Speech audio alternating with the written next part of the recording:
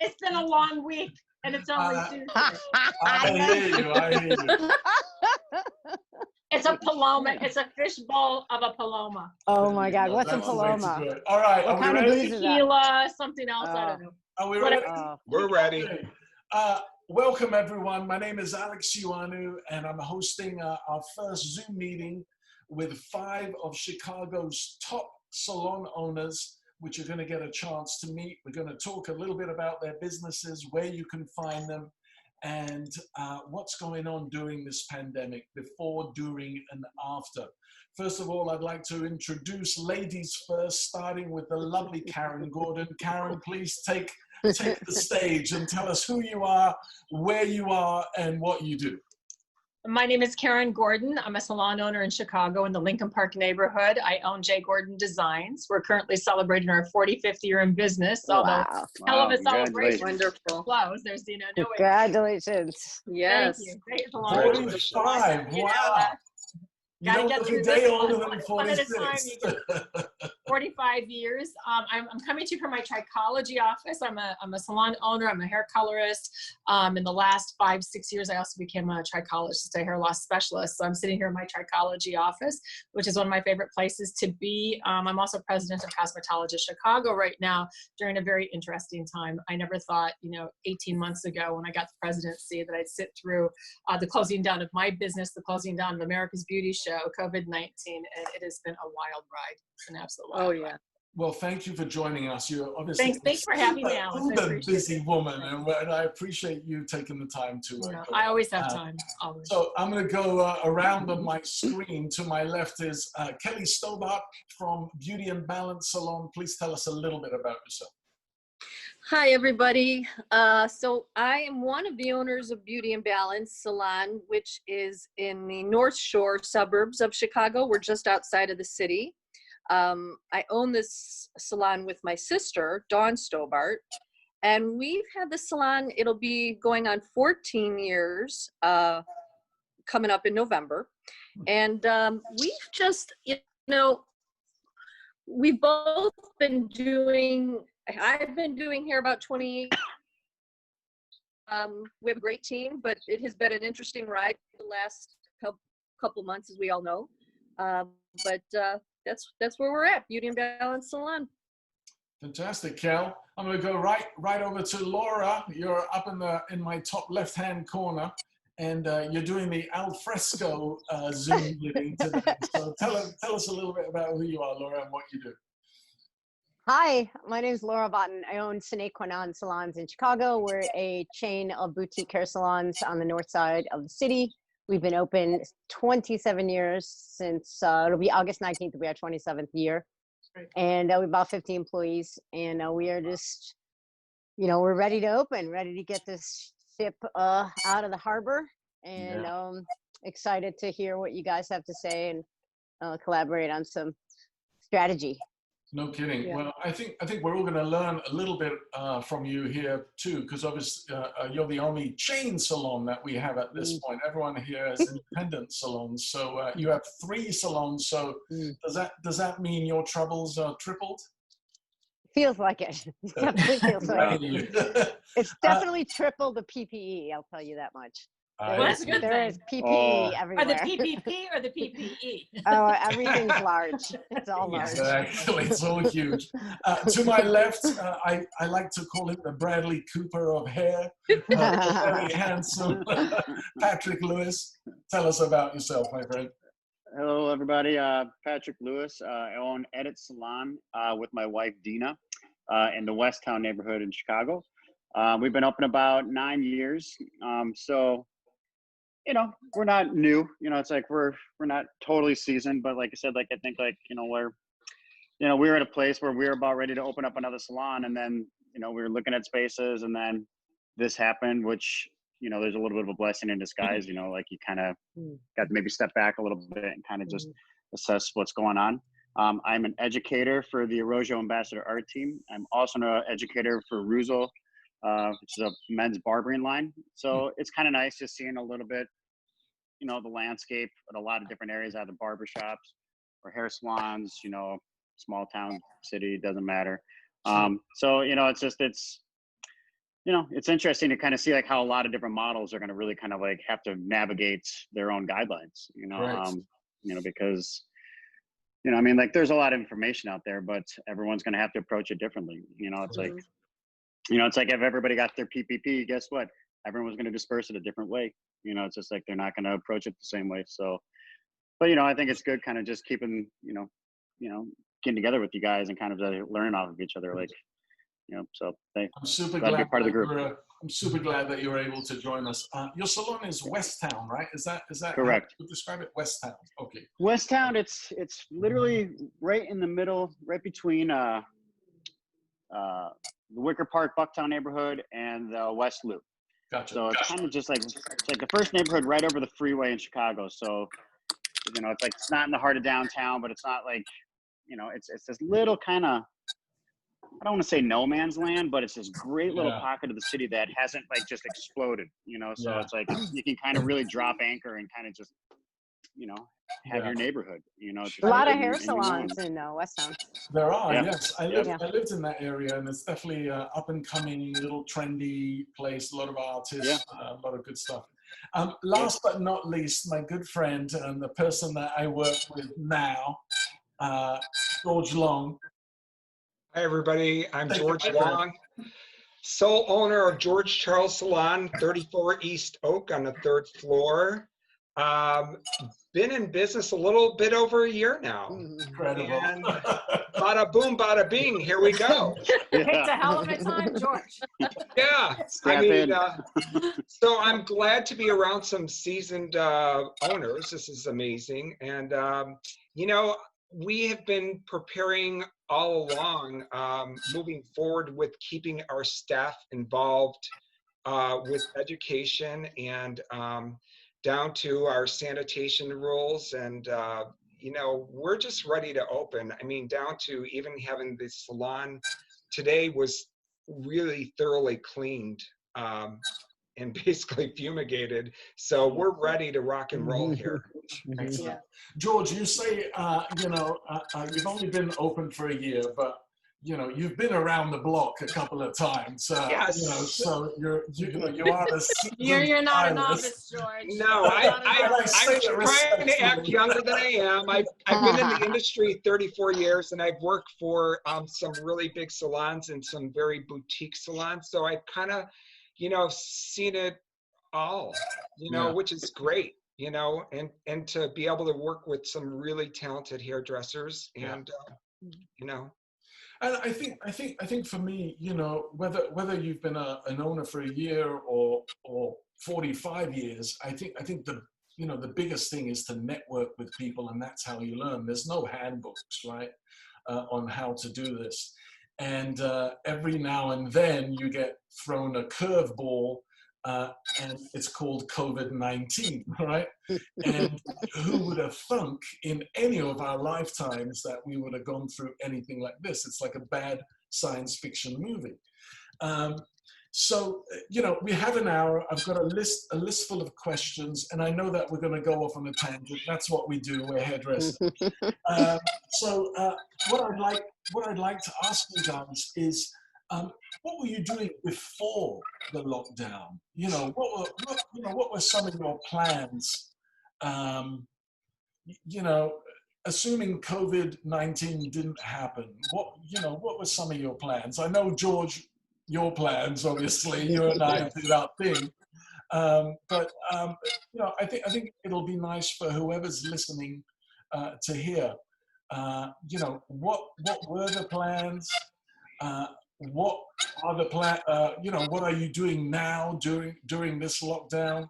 And what are the plans for the future? Are they the same or are they different? So, you know, without answering all of the questions now, give us, you know, some of you give us a little bit about what you were planning on doing before this curveball comes, because I think it's very poignant. You know, when someone, you know, gives you a curveball, how does one handle that? So, I'll start. Oh, yes, Sharon, please. So I had two plans. One was for my junior team. I've got 3 new apprentices, so I was really excited about getting them up and running and getting their education going. And they've been taken out of the game. And I think for them, it's a really difficult time to come into the industry right now. I mean, they're fresh out of school, they're gung-ho, they were just in the training program, and now all that's kind of gotten put on hold for them. So, you know, what I'm trying to do right now is find ways to inspire them through online learning, because they can't do in-salon learning. They can't do workshops like we were doing before, and learn through assisting and working with the senior stylist and all the rest. So I've been working hard, trying to come up with plans and projects for them to do, even talking to you perhaps about doing some education once we come out of this. On a personal level, you know, I was really loving being on the road. I love teaching. Sorry and I about love that. That's okay. And I loved, I was trying to get my trichology business more national and international. And, you know, I see clients in New York, I see clients in my own salon in Chicago, and I was hoping to maybe become, you know, the traveling trichologist and see clients in Atlanta and LA maybe, and all that travel is kind of put on hold right now. So I'm looking at ways now to try to do it more virtually, you know, through consultations that are done online, trying to follow up with the clients that I've met in New York, since I can't travel to New York, and do follow-up consults and do scalp examinations. So it really makes you rethink how you do business in a different way if you can't be together personally, and how effective can it be. So that's just what I've been doing. Correct. You know what? It's so interesting because, you know, and I'm going to steal Pat's quote from Churchill. You never waste a good crisis, right? And Love that. I think it's, you know, it's incredible what's going on. You just mentioned virtual learning, and here we are, we're having a Zoom meeting. We all live in the same city. We just can't get together, right? But we're having a Zoom meeting, and, you know, life has changed incredibly. Pat, I know that you were thinking about expanding. You just mentioned about expanding. Tell us a little bit. Yeah, I mean, our lease is going to be coming up at the beginning of the year. And, you know, it was just kind of like, to tell you the truth, it's from my network of all you guys of kind of like helping me understand like how I want to build my brand. Like some of the conversations might not have been that long, but it's like, you know, I'm kind of like, you know, took me some kicking and screaming to kind of figure out maybe like what my next step would be. Yeah. And the idea was to open up something bigger, instead of having multiple locations, because I don't know, like I feel like, you know, one of my biggest mentors would be Nick Arroyo. You know, like he kind of finally drilled into my head. It's like, you know, and I don't think you'll ever really truly be able to create the brand that you want if you're running back and forth between 2 places. And I was just like, you know what, I'm like, I think you're right. You know, and it took a long time to kind of come to that decision. So, you know, we were scouting it out. We were looking at a place in the neighborhood. You know, it's like we want to kind of stay close, you know, within maybe a net's throw of where we were at. And, you know, we were close. We found a spot, you know, it's like rehab, blah, blah, blah, blah. You know, like we're getting close to like the letter of intent. And then obviously this whole thing happened. And, you know, it just kind of just put everything on pause, you know, and it kind of makes you happy because like timing is everything. You know, it's like, you know, we didn't make the decision yet, you know, so we're not committed to anything. We're still in a safe place where we're at, you know, and I think a lot of this is timing. You know, it's like I remember I bought a house in 2007 for the first time, and that couldn't have been the worst time to buy a place, you know. So it's like, you know, it's like if I would have just held off for maybe, you know, a year, things would be completely different, you know. So it's like I think like a lot of things are, you know, a hard lesson to learn. Yeah. You know, so is there a parrot with us? I always wondered who's got the bird. Somebody's got a bird. What is that noise? You know, I was going to ask. Actually, I didn't want to be rude. I didn't know if someone was. Sounds like somebody's getting their teeth drilled. Who's got the cat? Do you have the bird? No, I ain't got them. No. I don't have a bird, so. George, is it you? I don't. I have no birds. Well, I've got lots of birds. Maybe it's in your yard. So, man, just touching on what Pat was saying, you know, it's kind of like I feel that this time you either put the brakes on really hard or you press on the gas pedal really hard. Right. Totally. You know, there's not one way which is wrong or right, but you know, it's got to be right for you, right? So, yeah. You know, since I own it with my wife, and we're 2 very different business models. You know, it's like she is all about the books. I mean, like, You know, it's like she's kind of the brains behind the business. And, you know, it's like there's part of me that's like, you know, like I'm just all stick. You know, it's just like I want to open up a business because I feel like there's going to be a lot of things that are going to be changing. It might be a good time to like take advantage of everything that's going on. At the same point in time, you know, it's just like she's kind of that yin to my yang. You know, it's just like she's kind of like, you know what, the numbers will tell us what they tell us. And it's always something that like, you know, she has to kind of simplify it for me to understand at times because, you know, I'm the creative. I'm the one that's only going to be talking about ideas instead of the actual factual things of what are going on. You know, so, but she'll just always say the same thing. The numbers will tell us what they tell us. And right now, guess what? The numbers aren't telling me aren't telling me anything because What everything. numbers? There's no Big numbers. fat zero. Right. Exactly. So, Look at you, 3 of you. You all did the same thing. Yep. So, you know, so it's like, you know, it's just a healthy pause, I think, right now. Yeah. You know, but That's the a nice good thing way is to describe it. yeah, and that's what she said to me, and I was like, okay, that actually kind of made me feel a little calm, like she kind of just explained it like that. Yeah. But yeah, then it was like, since we had the time off, you know, it's like, okay, what can I do that I can actually control? Which is, you know, I'm gonna get my salon accredited to teach continuing education hours. So it's like, because I've never had, I don't know if I'm ever gonna have a moment like this again, unless I have like some massive surgery and I have like all the time off in the world. You know, it's like, because, you know, when you're a business owner, you know, you pretty much have to take on all the projects yourself, you know, to see it through, something like this, you know, because it's like, it's controlling your brand, you know, and then like, I think at some point in time, yeah, I can maybe hand it off to other people in certain areas, but. Alex, can yeah, I that's just kinda ask what a I've been funny doing. question based on what Pat said? I don't know how all of you feel, but we're like 2 months and a week into it. And now that we're hopefully coming down to the end, I feel like, oh my God, I have so much to do. Totally. Yes, I'm not yes, ready. of course. Oh, I'm not, I know. It's like, oh, what was I doing the first month? I was working so hard, but now I'm like, oh my God, I got so much to do. That When is you said such, that there'll never be another It's time. exactly. such Yeah. a Okay, valid point. Laura's got the birds in her yard. Well, I Something's got going on. birds, but It's it's getting not louder. that parrot noise. It's It's getting not that, no, louder. because This I is went the- from the front yard.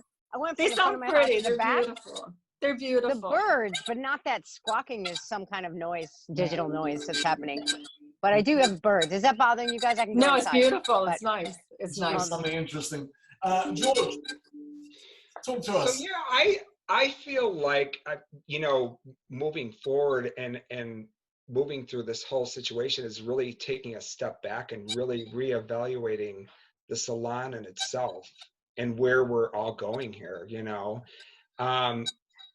you know, we've got 5 assistants that, you know, are eager to learn and train, and that came to screeching halt, like Karen said.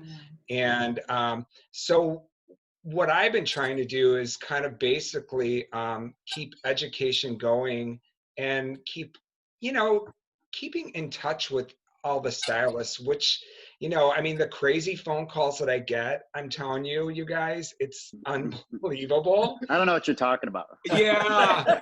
None of that. I don't know either. Yeah. Or the 5 million texts. But yes, exactly. So it's a constant, it's interesting because I've kind of stepped back away from the chair now, and I'm doing everything else as far as the administration, and it's really, I really appreciate my team.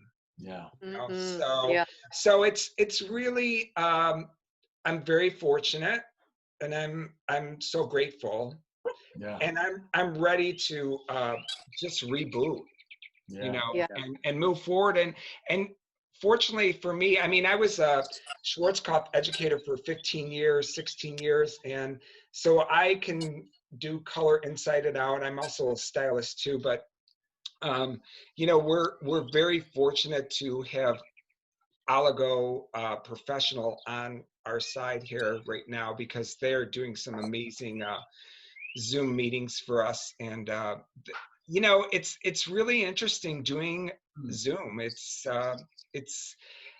you know, because we're such a hands-on group here, you know. Yes. Yeah. So it's hard, but then I'm finding it, you know what, it's very interactive, and it's pretty cool. Yeah. Yeah. So, Earlier on, I posted something on my page with the word "re," and you know, it's about redefining, right? Reimagining, Retooling. recreating, and you know, revamping. And essentially, something you just said now, you mentioned oligo, I think it's a time to relook at who we're doing business with, how we're doing business, what we're doing with those people, right? So you're reimagining, you're recreating, you're redeveloping stuff, because it's essentially like a brand new beginning. It's not going to be the same business that we It's a have. rebirth. Yes. It's a rebirth. Yes. There you go. It's a rebirth of your business because There you it's go. different. Yeah. A I think rebirth. you get to know a lot about your team during these times, and sometimes some may drop off and some may add on. But you'll really see people's true colors and their commitment to your organization. I've really Totally. noticed Totally. that, Yes. and kind of being able to see a crack when there is one, or Yes. being able to see, wow, she really stepped up. And so it's been a really interesting shining the spotlight on when the anxiety and stress came down on us all and how we handled it. And, there's a lot of opportunity here, and one of them is to maybe work slower, charge you more. I'm not sure, but we're going to have to figure out how to make our numbers work. Yeah. Right? Yeah. We talk about movers and shakers. There's value in everyone, right? It's not just the ones that bring in the highest numbers. It's the ones that contribute as well. Yeah. So, Right. it's re-looking at your people and, re-evaluating their value, I guess, right? To see how they fit into your culture and environment. So, Yeah. Can I add to that, Alex? I think one of the important things in seeing, things moving forward is I think we really should reevaluate who we are as licensed professionals and what we are charging our guests that are coming through the door. Because if we have to take the time that we're taking now, whether it's a 15-minute sanitation in between each client, whatever your structure is moving forward, we spend a lot of time with guests. And I think looking at a lot of stylists, they like to give things away. And that's really not a good structure in moving forward and making a business run. Correct. Right. And if we've got this, if we can have this handful of people that are, doing the right thing and restructuring our prices, and, people are like, oh, should we give people a discount now? So here's how anything works. If gas prices have dropped, right? Correct. Because it's not in demand. Yeah. Right? Eggs are up because for some reason eggs are in demand right now. Meat's in demand, it's going up. Hairdressers are in demand. So we really need to rethink our pricing structure and what we're doing, Well, and our cost of doing business is going to go up too. So, right. That has to trickle down somehow. And, I always think of the nail shops that open up on every corner. You've got these like little quick, $5, manicure, pedicure things. And, I think that this pandemic is really going to put a damper on places like that, because if they don't have their sanitation up, if they're not clean enough, if they don't, social distance properly, if they don't operate like how we will operate or how we're supposed to operate, they're going to end up closing. Alex, I was thinking, you had mentioned retooling, reorganizing, re-engineering, and to piggyback on what George said, I think I think we have prior to this felt, and we still feel a little bit underloved, underappreciated, underpriced. I was writing a couple just different unders that I think we all feel, and I hope that this brings for all of us a greater respect. I mean, we want to do what's right. People are clamoring for what we do, and I hope that we kind of ride that wave and raise our prices and charge accordingly and tell people, listen, we might not be essential, I get it, but we're really, really important. And, and I'm going to charge what I'm worth, and I'm not going to back down on it. I've got a business to run. I've been out for, you know, two months, 2 weeks so far. And if you love it, you're the one who's calling all the time. When can you get in? When are we going to open? Then we got to get off of that under thing and get back to par of what our true value is. I don't want to ever feel undervalued again by society or by the industry or by clients or outsiders. I think we all suffer from that in this industry. Right. Without a doubt, yeah. And I think things started dropping off with the professionalism part of it. And no disrespect to anybody that has done their own little small booth rental thing. There's a place for everybody, and understandably so. But what I feel like part of, in talking to some, because I know people that are booth renters, they feel like they don't have the empowerment behind the salon to charge the prices that they have charged in the past. So they drop their prices. And I'm like, this makes no sense, because you're a talented individual. Just because you're in a smaller space, why are you dropping your prices? Right. And I feel like it diminishes the professionalism in our industry, you know, and what we struggled so hard to grow to be professional licensed cosmetologists. George, do you think at all that they do that sometimes, A, so their clients will come to them from where they were at, but B, because they think the client is now perceiving that, let's say I'm a booth renter, now I'm getting 100%, whereas before I had to split it with commission. What they don't realize is that they now have all of those other expenses that the owner had. Now you're paying for, you know, the rent, and now you're paying for your supplies, and now you're paying for your accountant, or all these other things going on. But I think that they think the public thinks, and even they think, well, I don't have to charge the same because I'm not giving 40, 50, 60% away, whatever it is. And that's very false. That's very false. They should hold their prices exactly where they were and say, I'm a business owner now.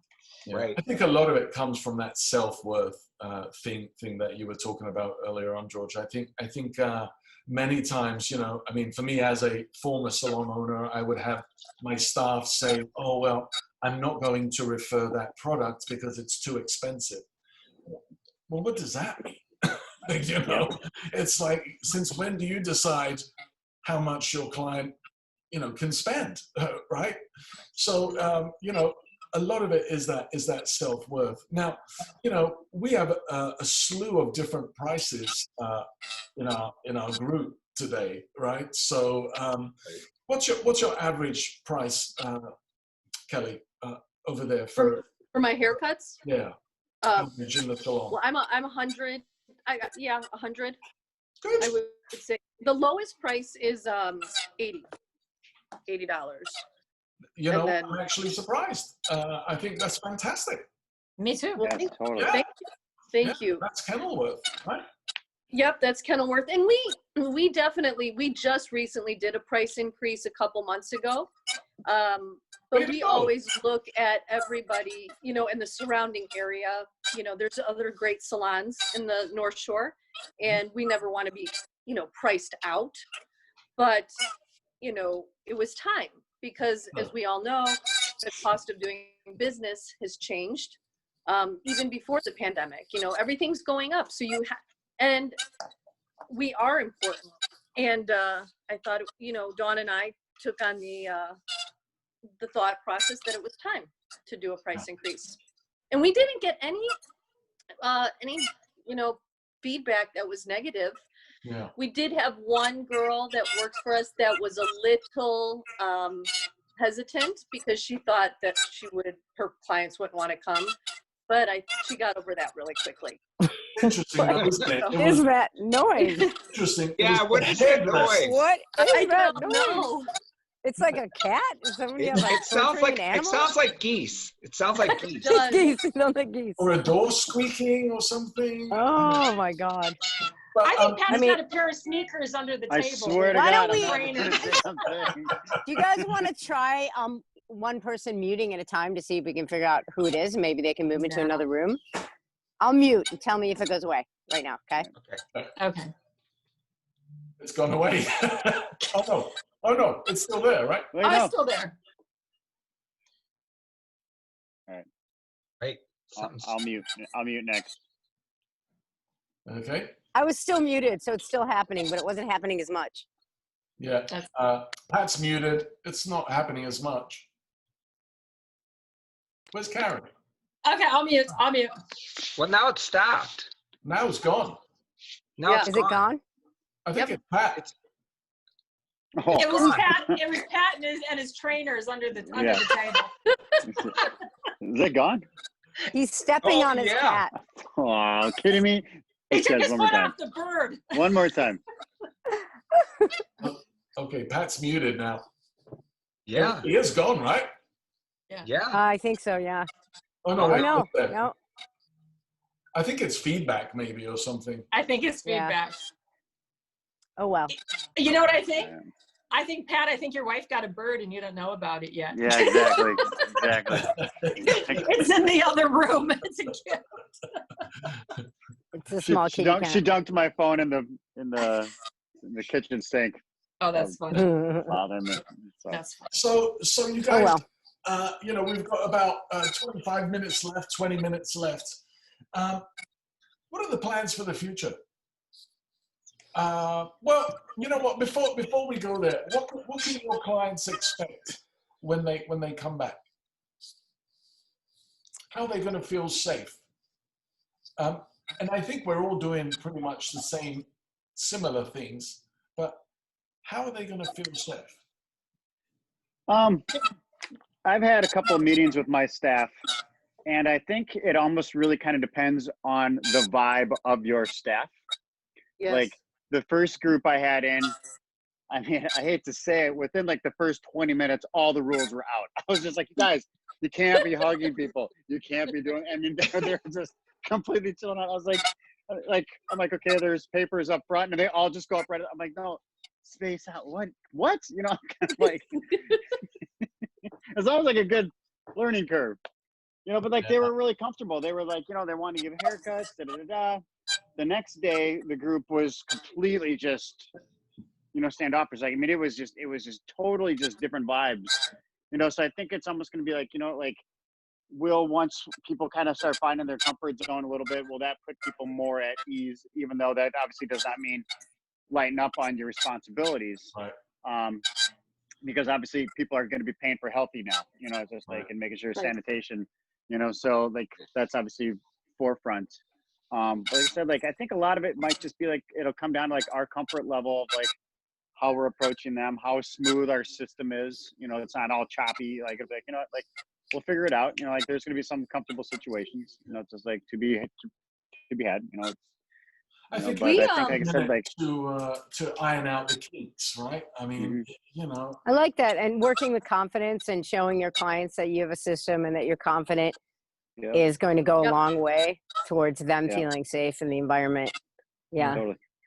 We are doing, oh, I'm sorry, Alex, I didn't mean to interrupt you. Oh, no, go ahead, Kelly. Go ahead, you know, we are doing on Sunday a practice run through because we're opening on Monday. We have the team coming in to get their own hair done before, so they feel good. And That's a good they're idea. going to, you know, we've done weekly Zoom meetings with them to stay connected. And I think that's been very important. But they haven't been in the salon. And Dawn and I go, you know, a few times a week. But they're going to see, because we repainted. We've got the you know, new images from the last photo shoot I did with the New York fashion designer. You know, we've got Awesome. all the sanitation, the new gowns, not gowns, I'm sorry, new masks, the capes. So they need to kind of get in the space, get their own hair done, feel comfortable, because come Monday, I think that'll help them feel a little bit more at ease. So I think maybe sometimes doing those practice, you know, run throughs. We did that today too. We did That's great.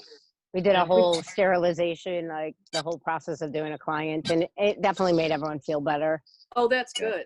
That's good. We did that today too. In fact, I actually had my hair done. That's why it's back in a ponytail. Yay. But we're doing we call it a reorientation, with 3 team members at a time come in, and we take them through the entire client experience from the minute that they they walk up the steps, they walk in the door. We went through everything, showed them all of the changes, how it's going to be done, and everybody got their hair done today. So just so they can start to practice with the disposable capes and all the other things that were. It's a lot. It's a lot, and it's very, very different. And my friends in Atlanta tell me that, you know, give it a week and it'll relax, but I think it has to be strong for one whole client cycle, because, you know, we might feel more comfortable after a week, but one full client cycle has to see the commitment you've made to make it a safe environment. And I was really proud today because one of my girls who came in is expecting. She's pregnant, and I know she's been very nervous about coming in.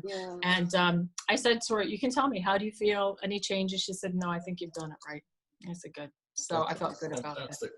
It's been a lot. It's been a lot of work. It's a lot of work, and it's expensive work too. I don't know about you guys, but I've never worked this hard or felt this stressed out in my 27 years. I'm doing everything. I agree with you. I agree 100% with you. That's I think been the hardest part going through it. You know, because I'm pretty calm, you know, and having a business partner, we bounce things off of each other, but especially being isolated, you know, from the world, I feel like the anxiety level, you know, and what we have to do as business owners, and we have people to take care of. We have a team, you know, of people to take care of. And I think this has been such a trying time. I've never worked as hard in my life mentally. You know, Kelly, to your point, you know what makes me the most nervous is I'm exhausted. Like you and Laura, I work like freaking 10 to 12 hours a day. I'm exhausted. We carry all, you know, Pat, George, all of us carry all of this financial responsibility, all of the emotional burden. I'm a little afraid of, and then when everybody comes back and I have to support everybody. You know, I did this once when I lost my husband. It's like, as much as I was grieving, I had to put on a face and be the front for everybody. And I feel like, boy, it's a little bit of a repeat of that because I'm exhausted. Absolutely. We are responsible for our entire brand and everybody in it right now, and making sure that I am keeping the brand going. It's like I am like running on this treadmill to hold up my entire company on my shoulders. It's very intense. How many employees do you have, Laura? How many? 47. 47. Oh, wow. Wow. Yeah. You know, one of my favorite sayings is the last 2 miles of a marathon is always the hardest. Right?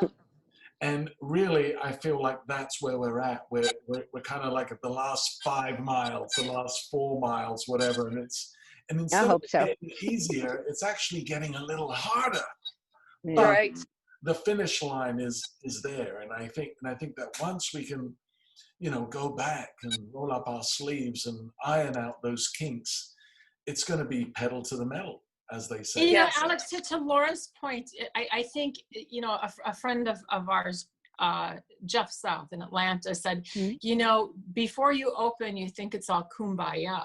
And then you find out that the closer you get to it, you find out who's really afraid, or who might not be thinking about coming back, or who really has an issue with, you know, doesn't really feel you should be reopening. And there's a lot of stress involved with that too. And to Laura's point, you suddenly you're handling, you think, okay, you know, we're going to reopen, it's going to be great. And you've got all these other emotions.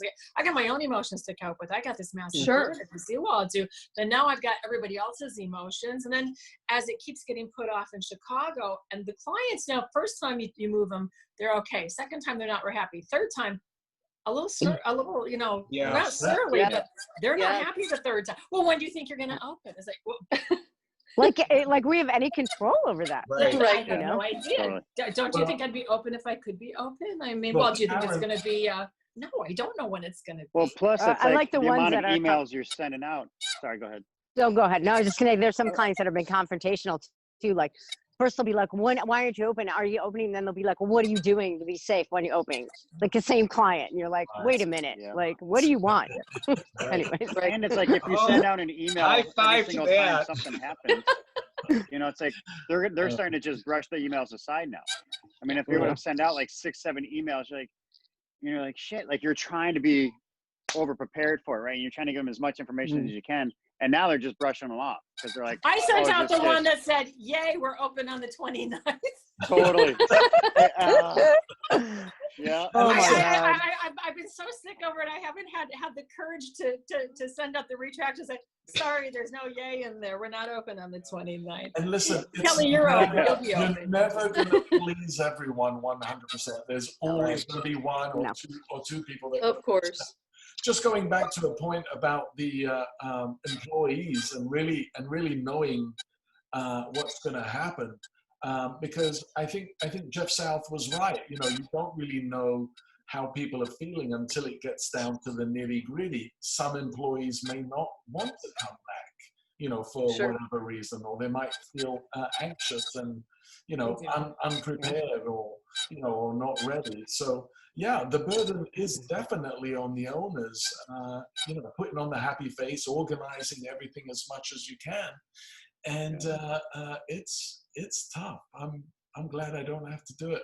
Alex, Yeah. you got out just in the nick of Oh my time. God. What Well, it's about, also what about your tricky timing? because you could have your whole team, and all it takes is one person who's just, you know, really uneasy with everything. And guess what? That person's going to take all of your energy. You know, like, just because you're trying to help them along, because you can't force them into this. Yeah. But Yeah. you know, there's realities. You know, just like, and it's just No. trying to make sure like the rest of your team feels like they're on the same page and they're included. You know, so it's like, you know, you kind of just got to have eyes in the back of your head with everything that's going on. You know, just making Right. sure like you're going Are back you- as well as can be. Can I ask a question that I think is going to be important? Are any of you guys off making your staff sign waivers? Of course, the clients have to sign a non-liability waiver. But Wow, are that's a you- good question. Are you asking your staff to say, you're coming back to work of your own free will and I'm not forcing you? And I can't decide whether I want to do that because my lawyers put together the waiver and it's like 7 paragraphs of legal BS. And I'm like, oh, that's going to be off-putting. Wow. What we're doing is I'm just having them fill out a questionnaire. Just like each day, just be like, how are you feeling? What's your Me too. symptoms? Me too. And then like, I'll take their temperature. And I Yeah. was just like, Your "You guys," I'm staff like, or your "This- guests? My staff. Guests, Both. Both, I'm not yeah. doing. Both, yeah. I'm having them sign a waiver. I'm having my Mhm.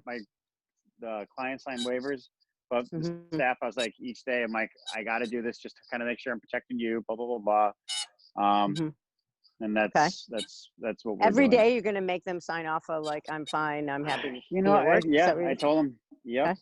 Yeah, I told them like they could fill it out online, and we can just kind of just handle it that way. Just be like, you know what, be like, guys, I don't want to be doing this either.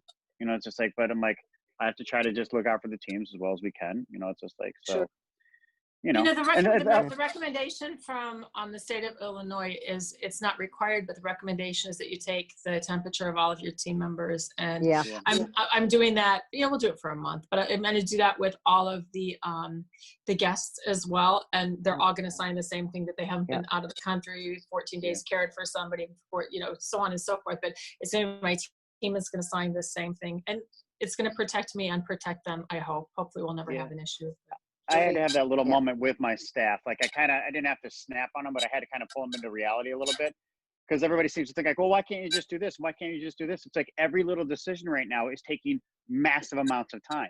Correct. It's like Right. if everybody's going to have their Venmo accounts that you're asking people for Venmo, and that's all you're really asking them for. It's like, I don't just set that up just instantaneously. You know, it's like you're calling your accountant, you're calling this, you know, it's just like, oh, get credit cards. It's not just that simple. There's so much time that goes into each little decision. So it's like, you know, when you talk to your staff about doing a questionnaire and they kind of give you that look, it's like, trust me, you think, oh my God, this isn't something I really want to be From doing. Laura, It's like, I I'm think trying to your be question was a responsible. little different. I think Laura's question was more: are you making them sign something that says that they don't, that they're an employee at will, but they don't have to come back? Yeah, which I think is, you were it's the asking. Illinois law, but what I wanted to let them know, and what I said in our last meeting was, you know, I'm not forcing any of you to, don't feel pressure to come back to work. If you don't feel comfortable, that is your choice. You're coming back to work at your own will. But should I, is anyone else making them actually sign something like that? I'm leaning against that now, but I thought about it. I think The issue though, I'm not having them sign is- that, but is the issue not that if they don't come back, if you offer them the job and they don't come back and they're on unemployment, they no longer get unemployment. That's really what the issue is. Well, if they choose to not come back to work, they can't get unemployment, right? Right. And the issue is if they get sick while they're at work, can they sue me and say, well, Laura made me come back to work? That's why I have questionnaire is them what sign my something attorney every said. single day that they're not Yep. holding the company responsible every day. Yep. Yeah, that's definitely a legal question for legal counsel, right? And I think you know, not one person is going to have, you know, the same answer. I think you know, I mean, this is you know, it's an octopus, right, with many arms and tentacles. So So are you guys saying that by asking your staff every day, do you feel, have you been sick? Do you feel okay? Do you want to come to work today? Like, what does that questionnaire look like, Patrick? Just curious. Like, you know, how are you covering that? Is it more just like, how are my you wife has it all written up. Yeah. It's pretty much, Okay. I think it's going to just be like standard just questions like, do you feel these symptoms? Have you Right. done this? You know, it's just like, have you come in contact? Yeah. Like I said, All that it's one of those stuff, things yeah. where my wife makes me look really, really good. Like she's Yeah. handled that whole thing. But Laura, yeah, do you, I hey, get that out. Laura, do you feel like, was this a suggestion by your lawyer or? No, I'm just a little bit, I feel bad that I would feel terrible if somebody got sick in my salon in any way, client or employee. So this is my own kind of guilt. Like, oh my God, am I opening? And then my staff has to come back to, and then it's apparent, it's my crazy is what it is, I think. So my question to you, no, We all have our own crazy. We all have it. A lot of that going around. my question to all of you right now is, the minute somebody leaves their home, they are susceptible to getting COVID-19, whether they touch an elevator button, they touch a railing. Right. So how in God's name can you prove that you got COVID-19 in my salon? right. And, That's and I know I visited this with my attorney, but I'm just throwing this out there. You know what I mean? It's not that we are being very careful, obviously, but you know, I mean, how can we prove that? Yeah. Well, it's Right. interesting. I've heard that Media- it cannot be upheld. If I remember correctly, it cannot be upheld because, like I said, like the second you get out of your house, you are susceptible. Period. Right. That's just why I think our attorney was recommending, like, you know, just have them fill out questionnaires. You know, just like Sure. that was just is. Unfortunately, as we could go. unfortunately, the media too has exasperated this. They've been playing. I guess there was someone in Minneapolis, a hairdresser that apparently infected 80 Yes. people. I mean, again, how? Wait, no, where was it? St. Louis? In St. Louis or Minneapolis? something- Minneapolis, No, I I think think. Was it? Right. There was one in Supercuts and some other barber that supposedly infected I 80 thought that people. was St. Louis. I mean, it's Well, absolutely insane. You know what? Here's the thing that makes, and I realistically got caught up in this whole zone of watching the news. You got to leave it alone. Right. Because it will make you crazy and it will throw guilt trips on you that are not necessary whatsoever. Thank you, Lord. Stand by. Laura, stand by your business. Stand by who you are. We know who we are as people, and God bless. Yeah. You can. Bottom line, you know what? Yeah. If somebody's going to take the time to sue you, where are they Sounds getting funny money, even saying first it. of all?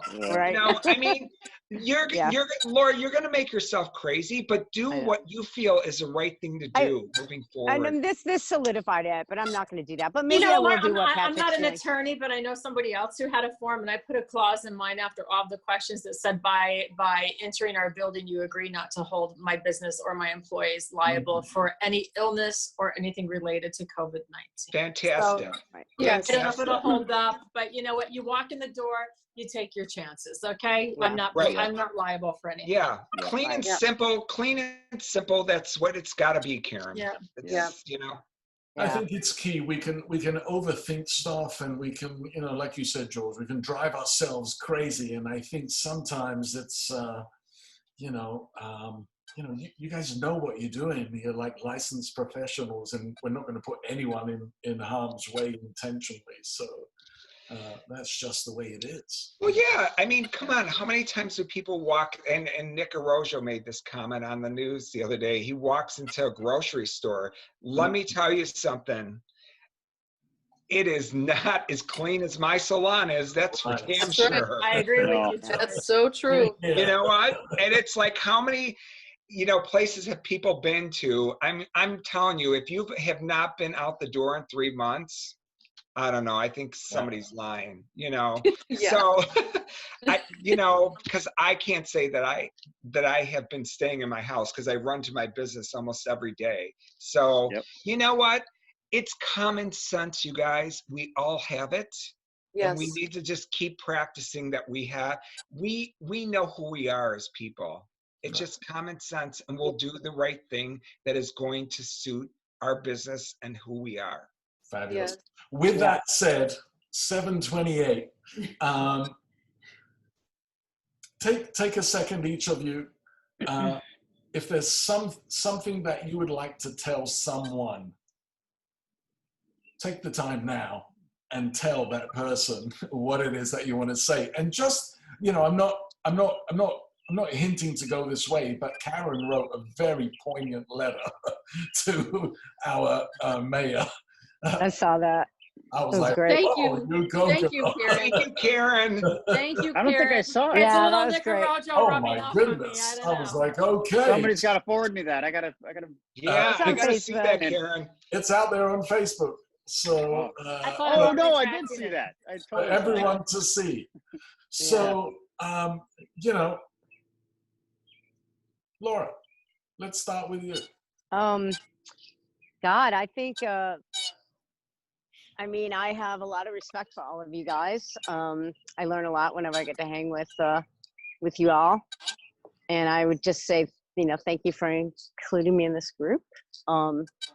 And I think as far as the greater universe goes, we're trained in sanitation and you can trust your hairdressers, right? Let's get back to work. Do your hair. Yeah. Anna girl, here. Thank you. Thank you for being part of the group. Thanks, Karen, Laura. Thank you. Who's next? This Should I baby. go? Yeah, you. Yeah, whoever. I just want to say thank you for everybody being here today. It's really a welcome, and just to hear everybody's ideas, and it's very well appreciated by me. But what I want to say to the mayor of Chicago is this is our livelihood here, and we need to work. And we will take the steps and procedures to move forward to do the right thing for our guests and our staff. And Yeah. that's where I'm at with it. Yeah. I want to Alex? say, obviously, thanks Go to the ahead, group because, like the one thing you're learning right now is like a lot of salon, like I'm talking to a lot of salon owners, and none of them are talking to anybody else because they don't know anybody else. And it's really great kind of already being like, what, I already got my team. I already got my network. Like, I know, like, I'm not going this alone, because like you talk to a lot of people and rightfully so, they're really nervous, it's like, as we all are. But I think kind of like, making sure we're all kind of like on the same page, kind of like checking in, like having our open conversations, like, I think it's just so important. And I just love that, like, like that didn't just happen right now. I mean, it's happened at a bar quite a few times, it's like, Yeah. but, it's like, but, like I said, like, I felt good even kind of going into this being like, okay, I know who my touch people are. I got to kind of keep in contact with, like, it's just like, because we're all going to have our moments where we need some guidance. And like I said, like, Sure. I think it's great. Yeah. That's me. Cal? Well, first, thank you for facilitating this Totally, Alex. and inviting all of us to be together. Yay, Alex. Hey, Alex. And I'll be honest, I've been busy getting ready to move and do a bunch of stuff this week, and I've looked forward to this meeting tonight because it doesn't make you feel as alone when you talk to other people that you share there's a lot of respect I have for each one of you, and I feel like when we share together, we grow together, and we're all very important. So, and I wouldn't be able to be where I'm at without my business partner either. I need to thank her and the coaching that I get from people. But thank you for facilitating it. Like I said before, this is very helpful. Thank you, Kelly. That's very, Yep. very poignant what you just said. The connectivity-ness that we create by doing things like this is so valuable. And again, it trickles down to the rest of our network and our clients and the people that we see. Yes. Karen. Well, I've said a lot online in the last 2 Yeah, days, baby. but yeah, baby. I found a voice in that one. I thought about retracting it, but I didn't because I feel very passionately about it. But Chicago is a great network of salons, and being with all of you means a lot to me. And I think we've all found that we're stronger together than we are separately. And, I think we're all going to come out of this with new relationships that we didn't have before, and a newfound respect for other businesses that we didn't have before. I think we started off very united, then I think we became divided. We're sort of like the pro-lifers and the anti-lifers. And I hope that in the end we find that what we really need is a stronger voice. We need better representation like the restaurant industry. This will not be the last thing that challenges us. I hope that we can develop a voice, whether it's through PBA or hopefully Cosmetologist Chicago or some of the new forming associations, so that when it happens next time, whatever it is that happens next time, whatever the challenges, whether it's with licensing or another pandemic, whatever, we don't even know, whether it's the cicadas, you never know what it's going to be, that we will have a unified group and a way to move it forward, that those pieces will be in place, because this one caught us a little off guard. Those pieces really weren't there, but we're getting stronger. We're getting stronger through it. So that I'm a silver lining person, and to me, that's the silver lining. Maybe we see our flaws and we figure out how to make it better for next time around. So Fantastic. Well, I mean, having the group together is just so great because, like Churchill said, this is just the end of the beginning. It's just like we're about to go into the next stage. Like this is, we're only in the third inning here. So it's just like we're going to need to kind of like get into the middle part of this game. It's just like, so we're going to need to keep these conversations going. Because we're going to have to pivot.